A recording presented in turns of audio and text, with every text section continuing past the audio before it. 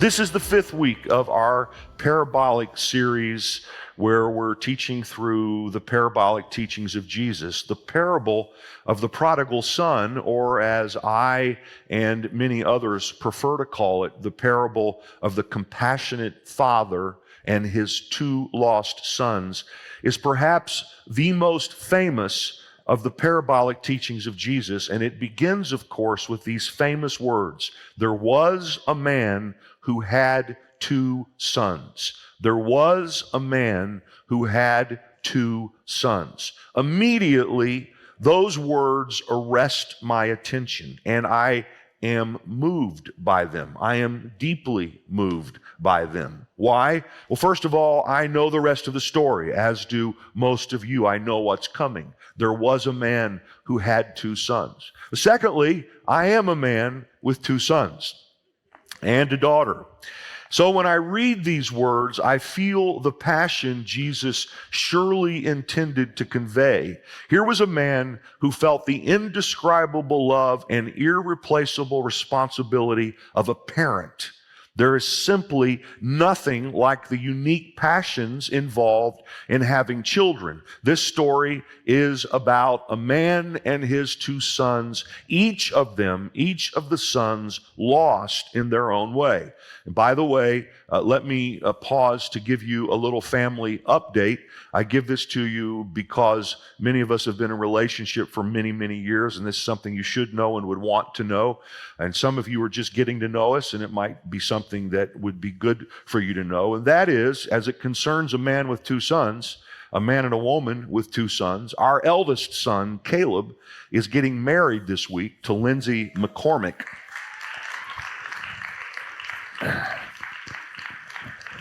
The wedding is taking place in Paris, France. I have the privilege of officiating. Most of you know our youngest son, Christian, who along with his wife, Amanda, lead our online campus, and Christian speaks here quite regularly. You may know our daughter, Summer, who lives nearby and is often here on Sundays, but you may not know Caleb, who, though very active in the life of this church through his childhood and teenage years and even post-college years, he spent a little bit of time on our staff team. He moved to Los Angeles about 10 years ago to pursue his God-inspired dream to direct, write, and act. By the way, this week, it so happens that he's guest starring on NCIS. I've never seen NCIS. I don't know anything about it, but I hear it's the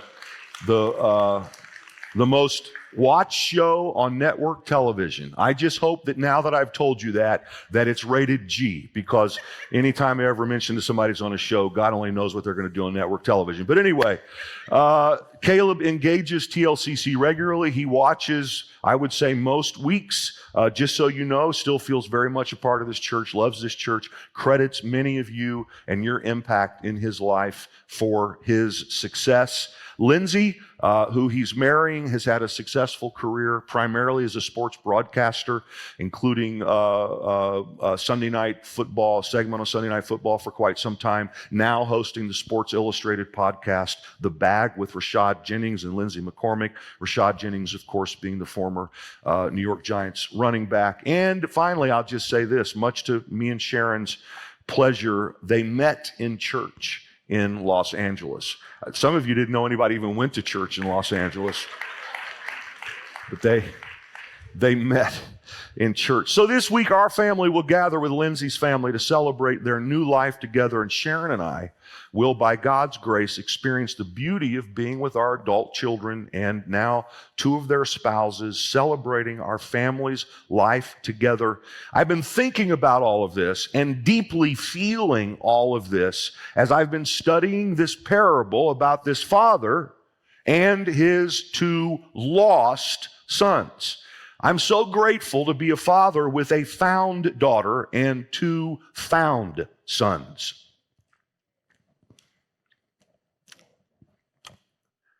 I can't even imagine the passion the father in this parable must have felt. So here's the story that Jesus told in whole. I'm going to read the whole thing. It's long, it's worth it. It's one of the greatest stories ever told.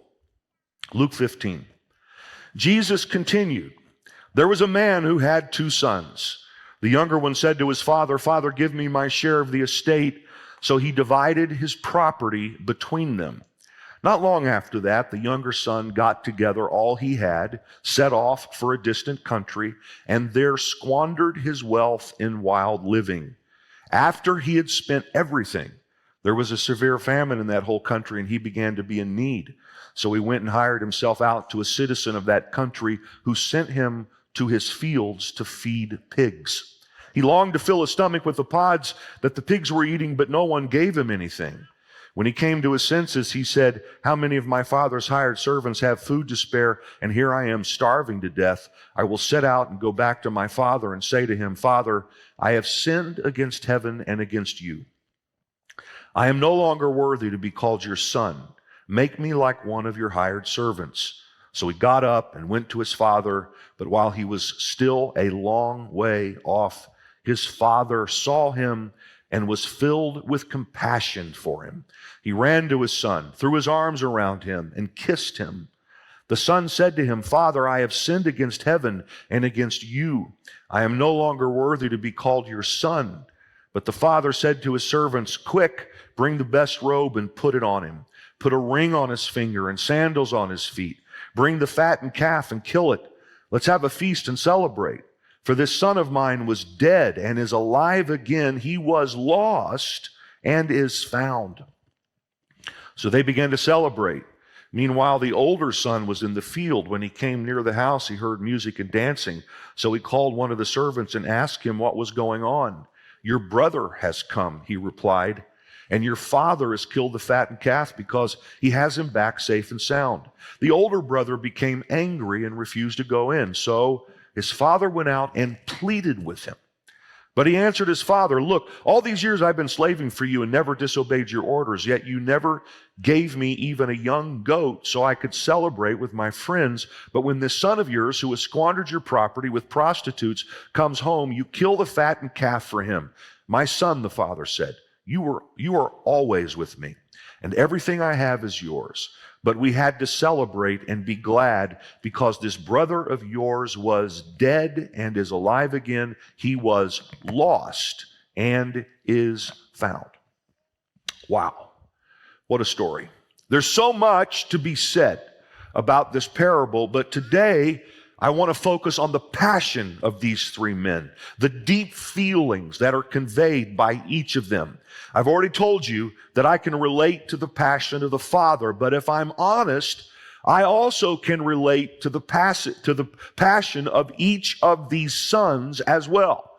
I am sure that in my relationship to God the Father, I have been both sons in various ways at various times.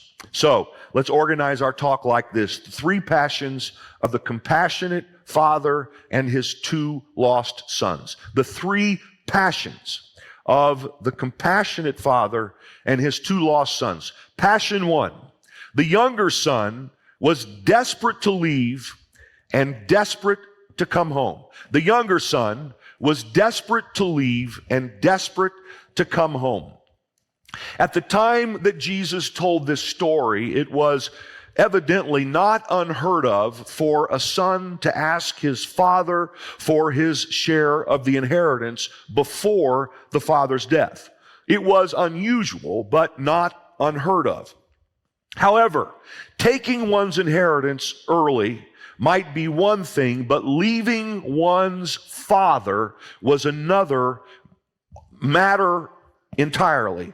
The son clearly didn't care about what his father cared about, and worse, he seemed to not care for his father. He left the care of his father and the concerns of his father in the hands of his elder brother. This, leaving the father, was reprehensible in the Near Eastern culture of the time. When he left home, he dishonored his father, and this was an egregious sin.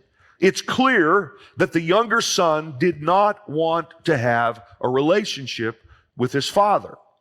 I find it interesting then that the father gave the prodigal exactly what he wanted.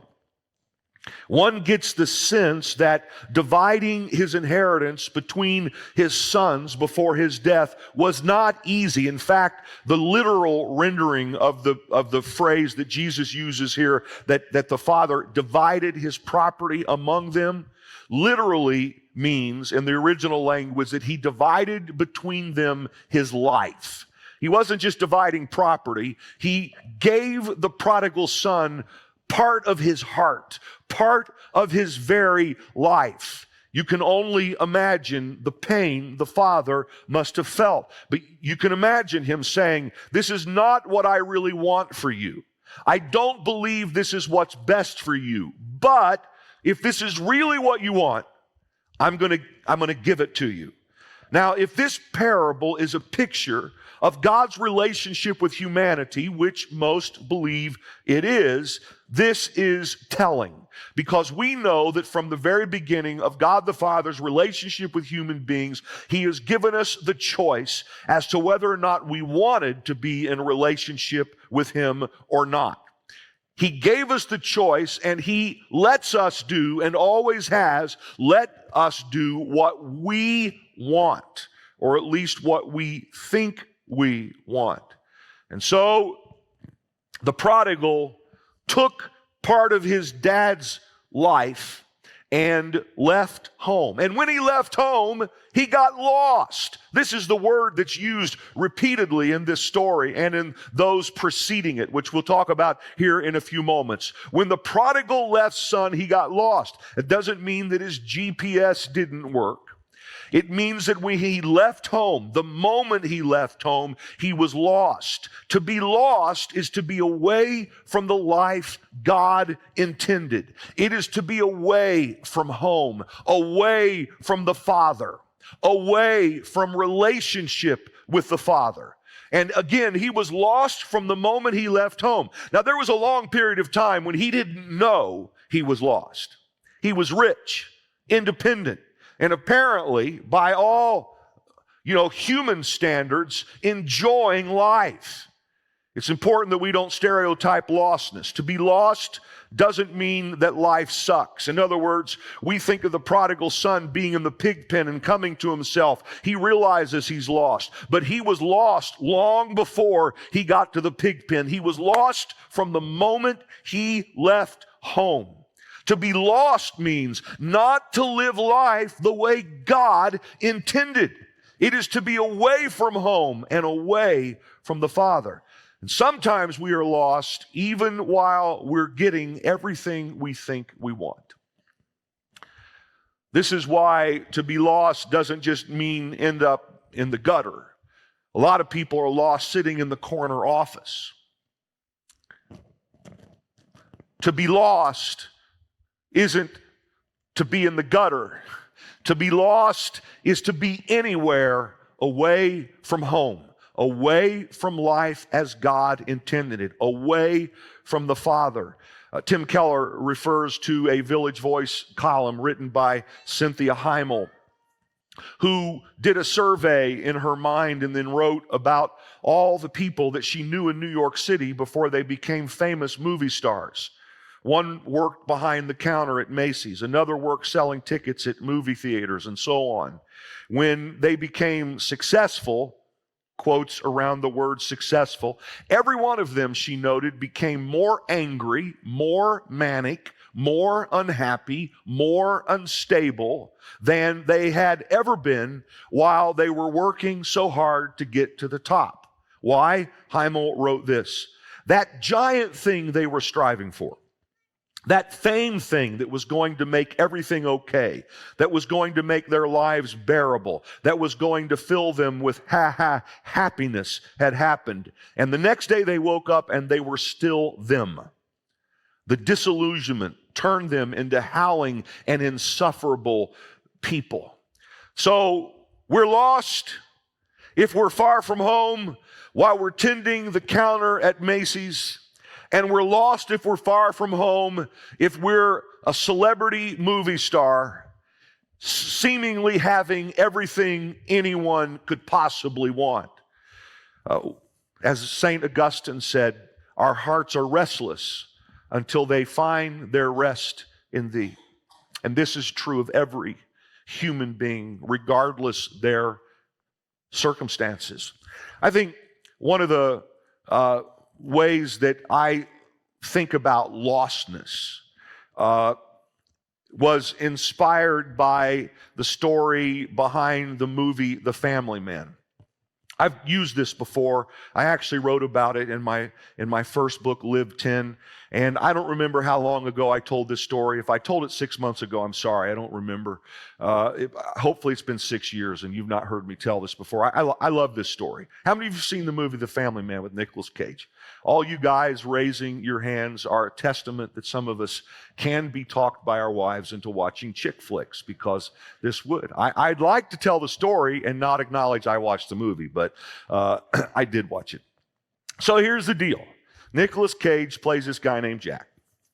Jack comes to a moment of huge decision when, after graduating, I believe, from graduate school, he has to decide whether or not he's going to commit to the woman that he loves, the love of his life, whether he's going to ask her to marry him and marry her and build a family with her, or if he's going to chase the life of what he thought was success in the world of business and bachelorhood and all that entails. He makes the decision not to marry her, and it starts off where they're saying goodbye at an airport, and he's going to, the old story, he's going to come back and see her. Of course, he never does. 15, 20 years pass, something like that, and he climbs the corporate ladder. He's at the very top of a huge corporate acquisitions firm, and he's living a life where he has more money than he knows what to do with. He has a penthouse, top floor, huge, tall skyscraper in Manhattan with windows, a wall of windows looking out over the park. He is dating, it seems like, a new supermodel every night. He and this is very important to the story in my mind, is driving, as I remember it, a red Ferrari. I mean, just from the outside looking in, someone without a sense of moral values would say, this guy has got it all. He had exactly what he believed he wanted. Well, one day he has an encounter with an angel, and the angel Shazams him back into the life he would have had if he had made the decision to marry the love of his life. And all of a sudden, he finds himself married to this woman, certainly an attractive woman, perhaps not physically as attractive as the supermodel every night that he'd been dating. An attractive woman who now he has two little snotty-nosed kids running around the house that he now has to take care of. And he's never taken care of anybody but himself. And he's, instead of being at the top of this gargantuan corporate acquisitions firm, he's managing his father-in-law's tire store. But the most poignant part of this part of the story is that instead of driving the red Ferrari, he's driving a minivan. To which I say, those of you guys who are in the minivan driving stage, I've been there. I've been delivered from that season of my life, and I am grateful, okay? This too will pass. Anyway, here he is. He's living not in Manhattan, he's living in Jersey. When you see the scenes of the house he's living in, it looks like Nutley. Just a normal neighborhood, normal people in Nutley. His father-in-law's tire store, trying to figure out what to do with these little kids. And when he finds himself in this world, he's desperate, and he's desperate to get out of this world, and he's desperate to go back to the life he had. And he does everything he can, drives his little minivan over there and tries to get back into where he lived in his life, but he's locked out of his life. And he's miserable. Except day passes day, passes day, passes day, passes day, and all of a sudden, he starts getting a taste of what it's like to be married to the love of one's life. And she she becomes the most beautiful thing in the world to him. And he finds himself enjoying these little snotty-nosed kids he has to take care of, and actually finds a deep sense of joy in thinking about someone other than himself. He actually doesn't even mind the tire store too much because the people there, they like him, and he's able to serve them and meet just a basic need in their life. He actually knows his customers. He's hanging out with some guys from the neighborhood he went to high school with who are his friends just because they're his friends, not because he has money. And all of a sudden this guy realizes, wait a minute, this is the life I really wanted. Shazam. He gets put back into the life he thought he wanted. He wakes back up in the penthouse. He's desperate when he does now. He runs down and gets in his Ferrari, and he races across the bridge back to New Jersey to try to get back into his normal family, kids, minivan driving life where there was true love and true sacrifice and deep meaning and not all the fakery of that other life. But now he can't get back into the life he now knows he really wants. And here's what I think about when I think about that story. We usually don't know we're lost until we've been found.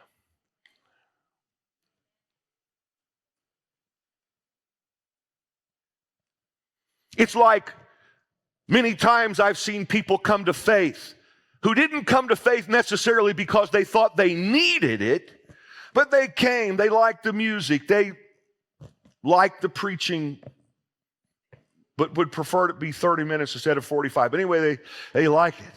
And they like the energy, and they like the people, and all they're hanging around and hanging around and hanging around and don't really even know why they're hanging around, but they are. And then it's like one day they wake up and say, whoa, I believe. And I believe in Jesus, and I this is who I really am, and then it's like the scales fall off of their eyes, and I've seen it happen to a number of people sitting in this room, and it's like I was lost, but now I'm found.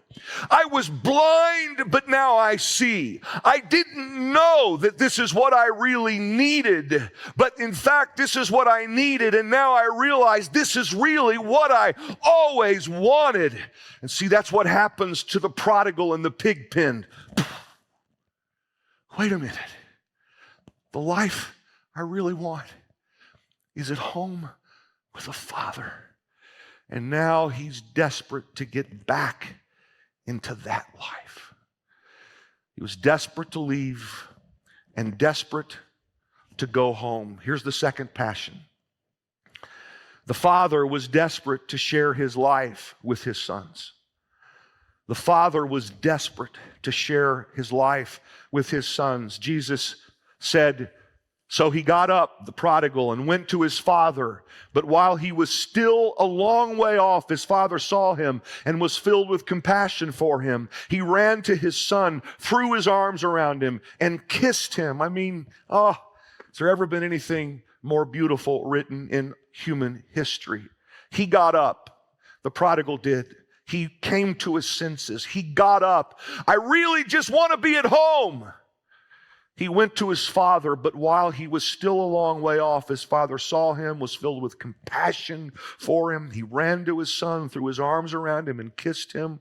So he saw him a long way off. I mean, there's not much new, guys, to say about the prodigal son. That's one of the things I realized I was studying this week. It's like, it's all been said, okay? It's all been said, and it's all been said well. It's been said better than I can by many people. You just can't beat it, though, the simplicity of it. He saw him. He was a long way off. It implies that he'd been watching.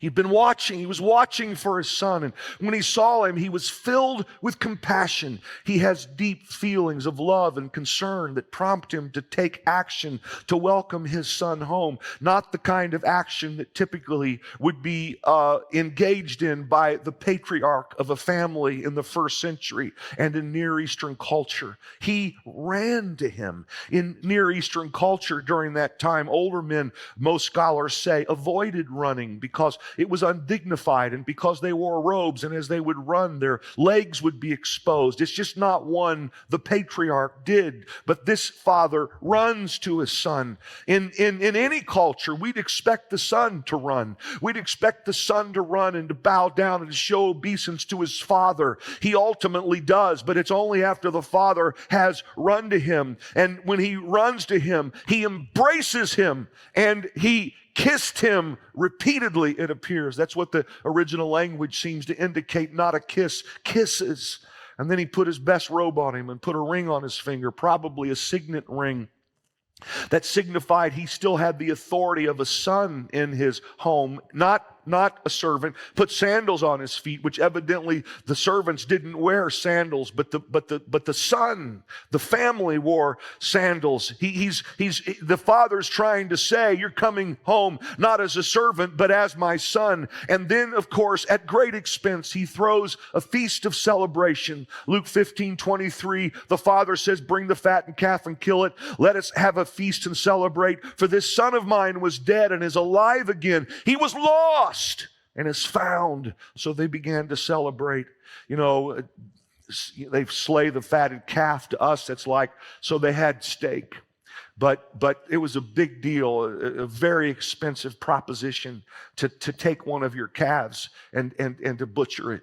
And later the elder brother says, you know, Dad, you never even let me take a goat from the flock to kill it so I could have a celebration with my friends. A goat was worth about 1/10 of what a calf was worth. The elder brother was saying, I even get a little bit of expense around a celebration for me being a good guy. And here you are, great expense, throwing this celebration for your lost son. But the father said, hey, he's my son. He was lost, but now he's found. Of course, Jesus is saying to those of us who get lost and want to come home that this is how God feels about you.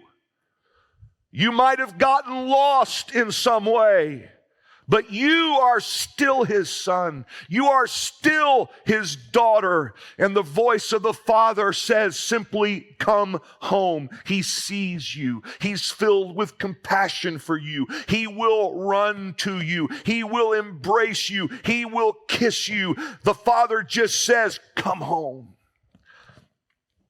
And then we see the Father's passion. Then we see the Father's passion expressed further in his pleading with his older son to welcome his brother home and to join the celebration. Passion 3. The older brother was desperate to make it all about himself.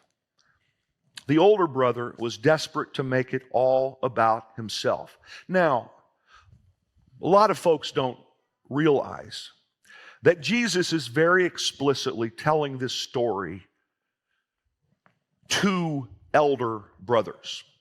The subject of this story is the elder brother. We typically think about the younger son, who we commonly call the prodigal. We think about the father. But the real subject, the target of this story Jesus is telling, is to elder brothers. How do we know this? Not only from the story, which proves to be true, but also because of what Jesus is doing at this part of his ministry, especially in the Gospel of Luke. From Luke chapter 14, verse 1 through sometime in chapter 17, I don't remember the exact verse, the theme of what Jesus is teaching about is welcoming the outcast. See, Jesus, as you know, welcomed people who had never been welcomed before by a holy guy. And here he is, the only sinless human being who ever lived, and he's welcoming to his table, which was a big deal, table fellowship. You break bread with somebody. It was a big deal in that culture at that time. He's welcoming to his table people who are well known as sinners. Kind of the term that's used a lot of times to describe someone of ill repute as tax collector, not just IRS agents, which, well, God bless all the IRS agents. This was like Tony Soprano. I mean, that's the kind of role that tax collectors played at that time. They were thieves, stealing, bribing, do whatever they needed to do to build their own power. He's welcomed Tony Soprano, and he's welcoming prostitutes, and he's welcoming all kinds of people who've never been welcomed before. And so this is what happens as he's talking about this and spending time with these people who were sinful. Luke chapter 15, again, just to locate you so you can understand where I'm at here. The parable that I just read to you is from Luke chapter 15, okay? It starts in Luke chapter 15, verse 11. But the first 10 verses of Luke chapter 15 set up the parable in its proper context. And I'm going to take a moment and read to you Jesus setting up the parable of the prodigal son. The parable of the prodigal son, or the compassionate father and his two lost sons, is the third in a triumvirate of parables that Jesus tells here to make a point to the elder brother. All right? Here's Luke chapter 15, verse 1. Now the tax collectors and sinners were all gathering around to hear Jesus, but the Pharisees and the teachers of the law muttered. When people start muttering, you know you're in trouble.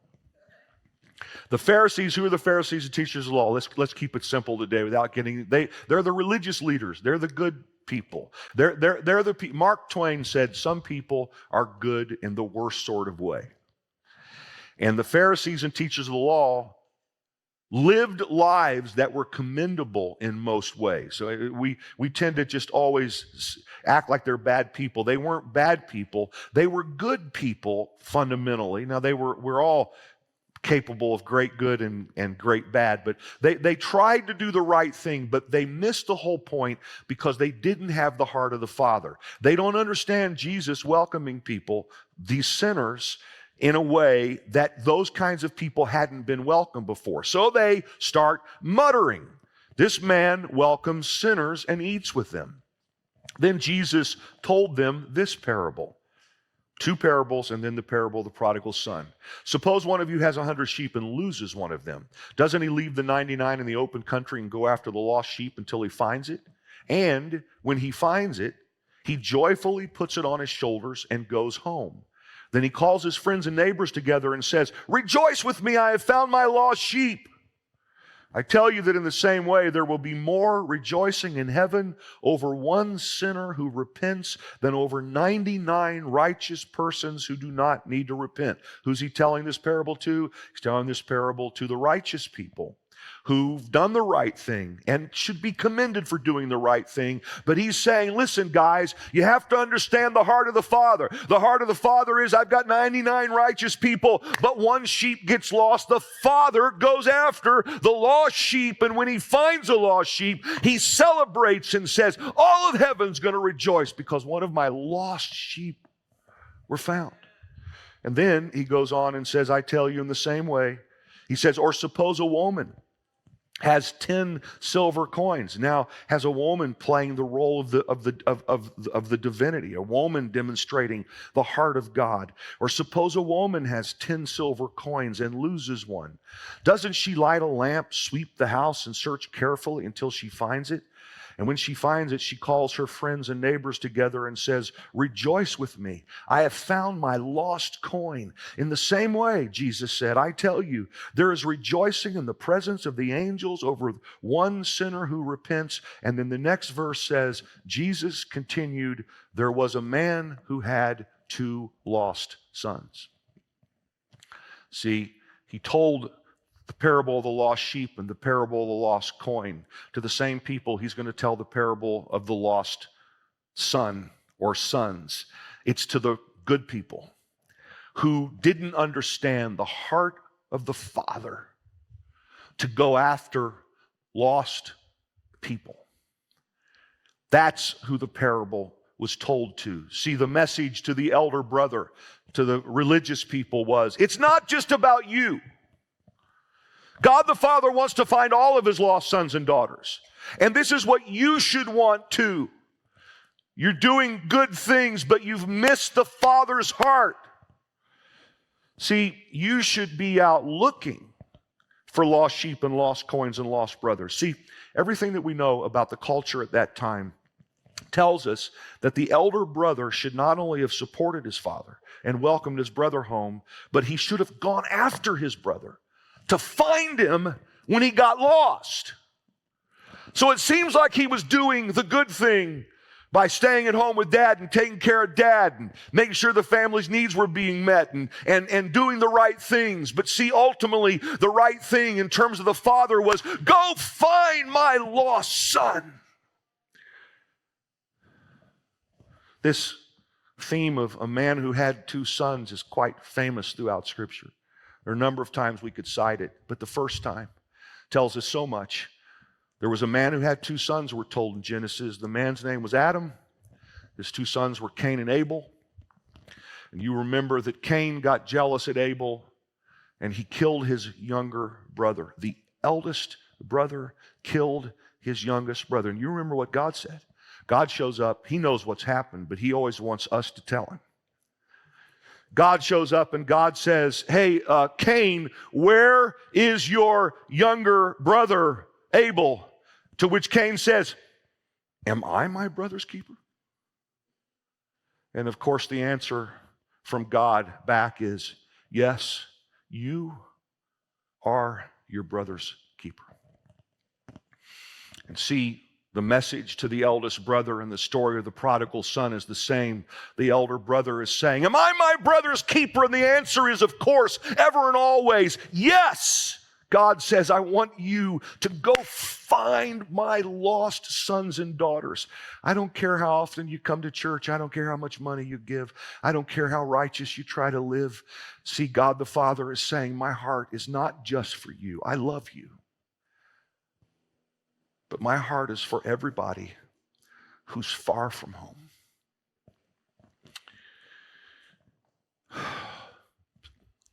In this story, of course, Jesus is the perfect elder brother. Right? You're aware that Jesus referred to himself as our brother. See, Jesus was the Son of God, sent to find God's lost children. Jesus said, Luke chapter 19, verse 10, that his mission was to seek and save the lost. See, Jesus was the elder brother who didn't stay at home, but gave up everything to show up on this planet to find us. Hebrews chapter 2 says that Jesus said, I'm not ashamed to call you my brothers and sisters. I'm going to declare my name to you, my brothers and sisters. But see, now he wants us to go find his lost sons and daughters. Just a little pastoral word, and I'm going to wrap this up, and we're going to move to baptisms here quickly. But at the Life Christian Church, I'm not concerned about whether or not we welcome sinners. To sin, by the way, when we use that term, it literally means to miss the mark. So when we talk about sinners, it sounds like such a bad you term. A sinner is somebody, they're missing the point. They're away from the Father. They're far from home. Doesn't mean necessarily they're out, doing terrible things. It could be, but it doesn't. Bottom line is, I'm not concerned about whether or not we welcome people far from God. We do a great job at that here at the Life Christian Church. It's part of our culture. It's part of who we are. It doesn't matter where somebody comes from or what they've done or where they've been or what they think or their lifestyle. And come on. This church for years has said, we all need Jesus. You need Jesus too. Let's all come need Jesus together. We've all been prodigals. Come on, let's come home. What does concern me is whether or not we're seeking for the lost. That concerns me. especially in today's world where like one of the worst things you possibly can do is proselytize. God forbid that you would actually believe that you have the truth. But see, Jesus said that he is the way, the truth, the life, and no one comes to the Father except through him. He was either telling the truth or none of this is true. And if he is the truth, if he is the way to get to the Father, we have a responsibility to share that with people. See, sharing our faith is part and parcel of what it means to be a follower of Jesus. Can I say this kindly, guys? In this way, we are the elder brother. We are our brother and sister's keeper.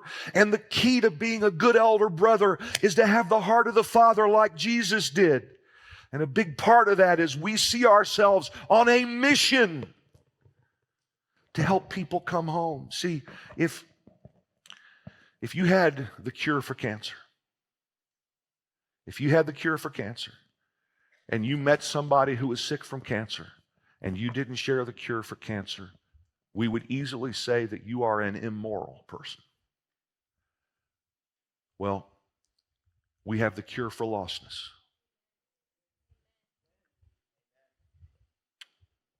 We have the cure for lostness. And the cure for lostness is that God sent his Son to do for us what we could not do for ourselves, to make it possible for us to come back into a relationship with God the Father. And we have a responsibility, guys. We have a responsibility that when we're hanging out in the neighborhood and hanging out at work and spending time with family, and we know there's that person, whether in the corner office or the gutter, who's far from home, who's not in relationship with the Father, there should be something in us that compels us to find a way to help them come home. Doesn't mean we knock them over the head and, quote King James Bible scriptures at them and condemn them. That's not effective, and that doesn't express the heart of the Father. But we pray that God helps us find a way to share our faith. And sometimes, that just invites somebody to come to a place like this where all of a sudden they can wake up to what they were missing they never even knew existed before.